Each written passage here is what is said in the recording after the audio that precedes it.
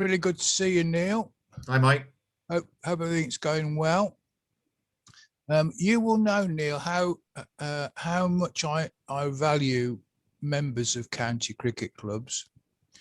It seems to me we've seen on the back of COVID-19 a significant reduction in membership, and particularly members renewing so far. How concerned do you think we should be about that? And secondly, have the ECB got any cunning plans to do anything about that? Well, I think first of all, Mike, I have to commend the members across the country who stood by their counties last year. And again, you'll remember the many discussions across the counties about what to do when it looked like we were going to have a curtailed season or even no season at all.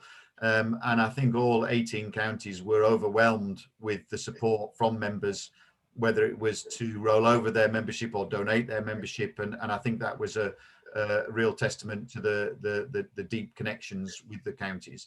I think what we're seeing this year, Mike, from what I've seen so far, isn't necessarily a reduction in the number of county club members. I think a lot of people were waiting to see what the season was going to look like and whether there was going to be any actual play or competition this year. And I think quite rightly, having donated their membership or rolled it over, they were waiting to see. So obviously the test will be as we get through the season, the end of the season, as to whether there is a reduction. I mean, I think, has the ECB got any cunning plan? Not at the moment, Mike. If you've got any suggestions, I'm open to it. But what I do know is, I mean, I speak to the 18 counties a lot, and I know they are doing a lot in terms of their support for the members. Obviously, we've got for the first few games behind closed doors, the streaming, I think, went down very well last year, and I think will be popular again this year. And I know the counties and the ECB have invested a lot into that. But I think, at the end of the day, we've got to make sure the grounds are welcoming. We've got to make sure the cricket's compelling, and we've got to make sure that the counties really do continue to value their members. That's, I think, the secret. So I think ECB's role is to support the counties in doing that, but ultimately the counties have to work to not just recruit their existing members, but bring in new members. I wanted to resist the temptation to say this, but I'm not going to now. Of course, most members, sweeping generalisation, I know, most county club members don't watch T20, probably won't watch the 100. But are there, if they're going to watch cricket, they'll watch first class cricket, and they won't be able to see very much at the start of this coming season. You'd expect me to pick you up on that, Mike. But I mean, I accept that as a principle, is that a lot of our members love Championship cricket, as do I. But you'll also know the pressure we used to come on at Edgbaston to open up other areas of the ground for the members on T20 nights, because the members' lounge couldn't cope with the demand from members to watch T20 cricket. And I also, I fondly, as you do, remember the hordes of Bears fans that went down to Lords to watch the 50 over cup final against Surrey, and who also love their 50 over cricket. So I do accept the principle that Championship cricket is often at the heart of our members, our loyal members. But I think a lot of them do love 50 over cricket, and do follow their T20 cricket with pride. But I take the point. Okay, thanks. And while I've got you, Mike, without getting too colloquial, it's an honour to be invited to this Cricket Society talk, having never been invited to the West Midlands one during my time. And I can explain that. You were always the 12th man. Ah, yes. You did tell me that, actually, but I was never called upon. There we go. Thank you. Well, for those of you who don't know, Mike Williams runs our Midlands branch and has for many years. So thank you, Mike. Thank you for your question. And I've got Bill Allen, who is one of our former chair. Bill, can you come with your question, please? Yes, indeed. Thank you very much, Nick. And thank you, Neil, for a very clear explanation of the current situation at the ECB with regard to the county game. With another unnecessary limited over competition starting, and I would think a lot of people think that, how would you counter the accusation that the ECB has no real interest in the advancement of first-class cricket?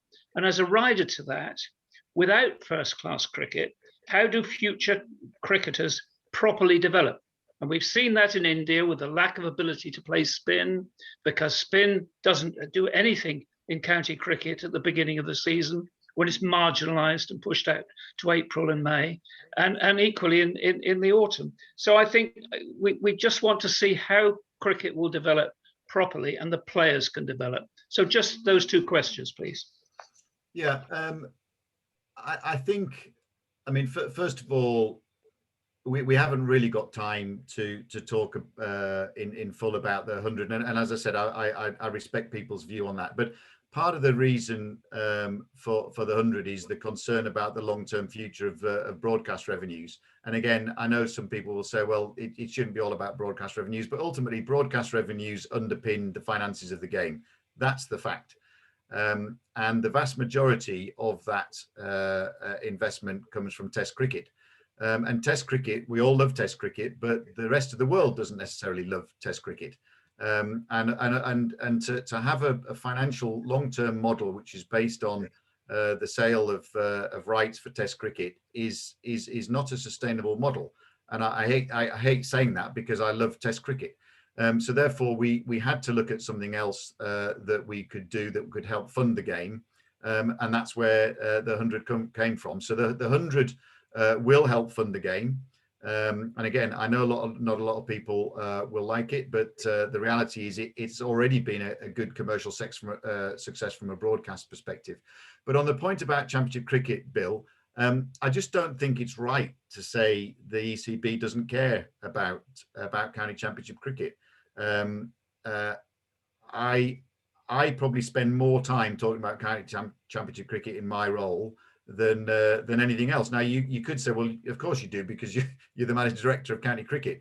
But county cricket includes recreational cricket, it includes all of men's cricket, it includes facilities, it includes participation growth.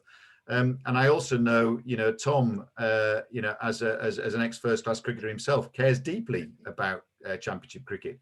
And as hopefully you've seen from Ian Watmore, our new chair, in his various interviews in early doors, he also is passionate about county cricket and Championship cricket. So I know the media like peddling this line about, the ECB don't care about Championship cricket. I can tell you that we do. But you could then say, well, why do you keep pushing it out to the boundaries of the season? And then that comes back to the argument that we said with Steve, is we're trying to cram too much in. But I do think the investment in the streaming, and that's ECB and county investment, I think will bear fruit. It was hugely successful last year. And I also know, in terms of other marketing and other communications and other things that we're doing around county Championship cricket, I certainly, as long as I'm in this role, will continue to push that and promote that and encourage Championship cricket. But the answer is we are trying to fit everything in. And again, I think we'll learn a lot from this year. I think we'll learn a lot from the first year of the 100. We'll learn a lot from the format of county Championship cricket that we're playing, and I think we'll learn a lot from the new format of 50 over cricket as well. So and we'll evolve. I mean, that's the wonderful thing about cricket. I mean, again, I remember talking to people who were around in 2003 when the vote was whether we were going to have a new T20 competition, and that only squeaked through by, I think, one vote. And thank God it did, because if it hadn't, we wouldn't have the game that we've got today. And going way back, I'm sure there were a lot of people that were a bit dubious about 60 over cricket when that first came in. So, the game, that's the wonderful thing about this game. It evolves constantly. It's always evolving, and it's always changing and developing, and long may that continue, I think. Thank you very much, Neil. You're obviously a champion for county Championship cricket. Great stuff. Thank you, Neil. Well, I'm going to ask Nigel Hancock to ask a question, and he's got a very similar question to Martin Sell. So maybe if Nigel, you can ask your question, and then Martin, just add on yours, and then we'll go to Neil.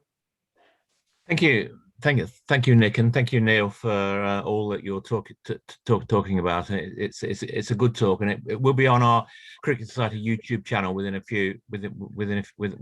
few days.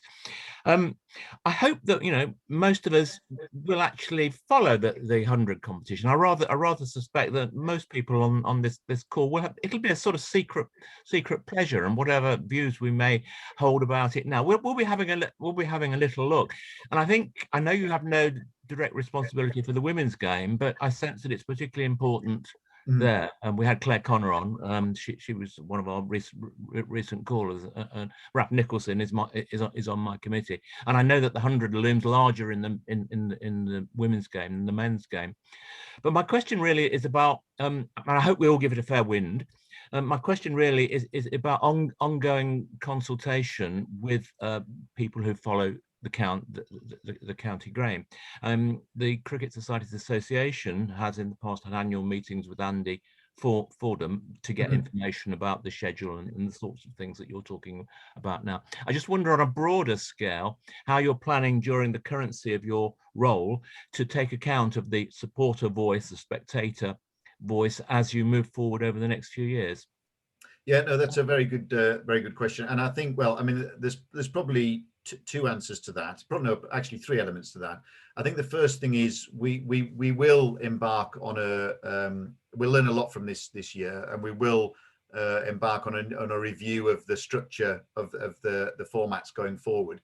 And we do rely very much on the counties to have that groundswell of opinion from their members and their supporters. So I mean, there's never any shortage. And actually, to be fair to the chairs, and again, we've had two significant votes recently. One was to vote what we played last year in 2020 with the Bob Willis Trophy, and another one this year. And when we have those conversations, they are as they should, because the majority of the chairs are obviously elected by their members. There's some exceptions where that's not the case. They are representing their members' views, and they often get referenced.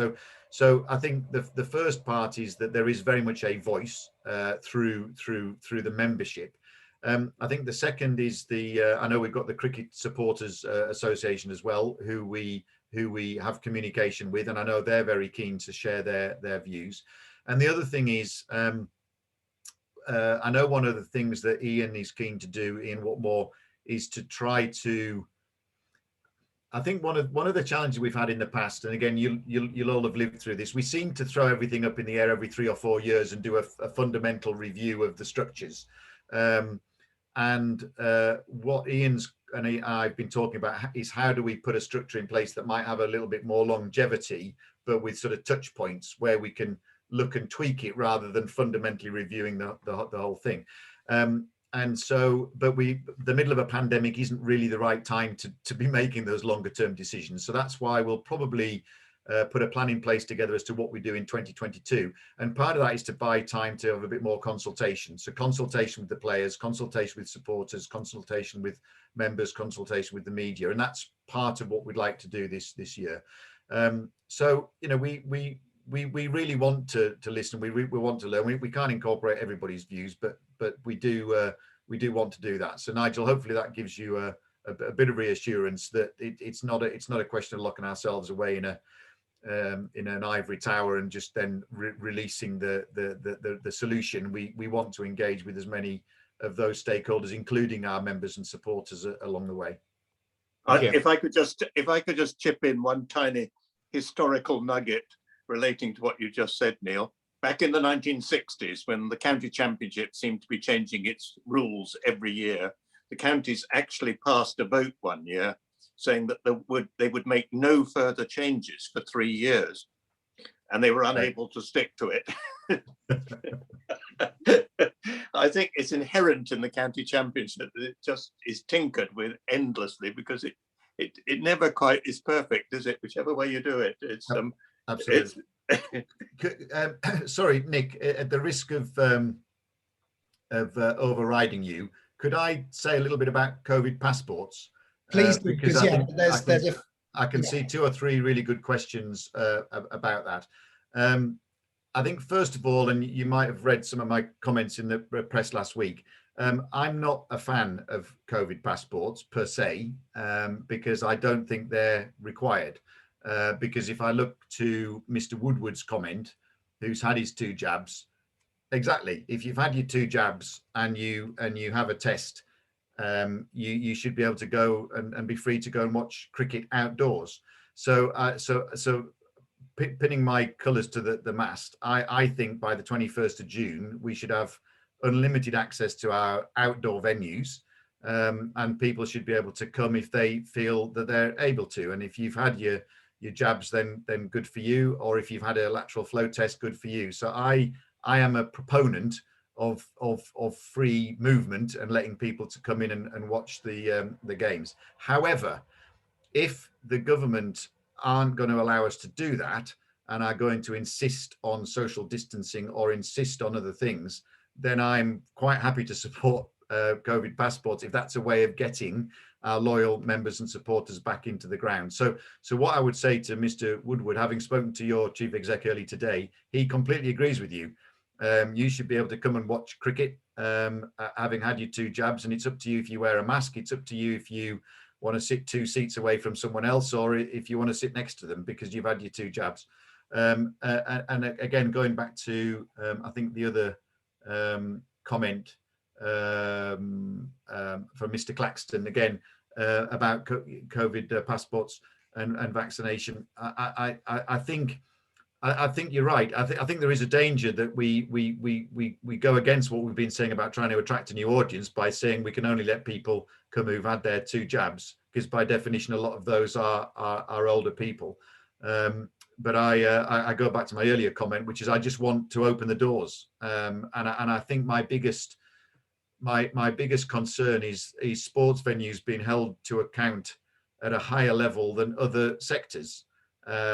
So by the 21st of June you'll have hundreds of thousands of people wandering in and out of the Bullring and Westfield shopping centres and on public transport and going to pubs and restaurants, and yet we're being told to come and sit in the outdoors in a safe environment in a cricket ground. You're held to a higher level, and I just think that's wrong, and I'll continue to peddle that argument over the coming months. So it's a tricky subject, but my number one objective is to allow as many of you and as many of your friends and colleagues into our grounds as quickly as possible. Well, that's fantastic news, and let's hope we get there. I'm gonna thank you so much for your time. I'm gonna ask Derek Barnard to come in, who's another former chair. He's got a question, and then he's gonna propose the vote of thanks.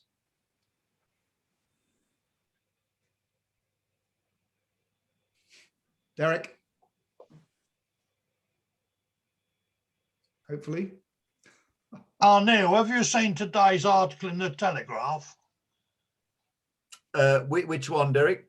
The one which is written by Simon Heffer, who says that ECB's money-making crisis will mean that in 10 years' time, the only thing we'll have left in England is the 2020 or the 100. I wonder how you would respond to that. I don't agree, is how I would respond to that. I think the county championship has weathered 2 wars. It's weathering a pandemic, and it will continue, I think, for many years to come. And I genuinely feel I think 4-day cricket, limited overs cricket, including the blast, and I think 100 can sit alongside each other perfectly well. I mean, time will tell, but that's my view. So I'm afraid I don't agree with Mr. Heffer, not for the first time, and probably not the last.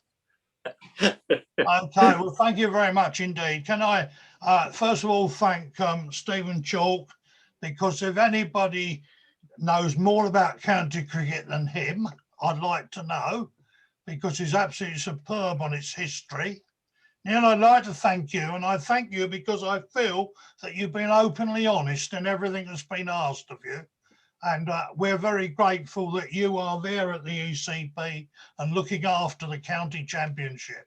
And if I'm alive, oh, and by the way, I'm a 2 jabs man. What I do object to is sitting out watching the county championship on the 8th of May. which is a bit difficult. But thank you very much for what you've done this evening. We're all very grateful. In the usual way, we can all unmute and clap him.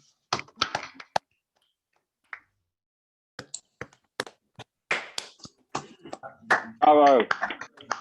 Thank you. Bravo. Thank you. Thank you. Thank you. Thank you, Neil. Very, very. Well, if I can just briefly respond, thank you very much, Derek, and thank you, Nick, thank you, Stephen, and thank you, Nigel. It's been really enjoyable to be with you, and I look forward to hopefully being able to meet you at various grounds across the country once we're able to. But thanks very much for the invitation. It's much appreciated. Thank you very much. Thank you.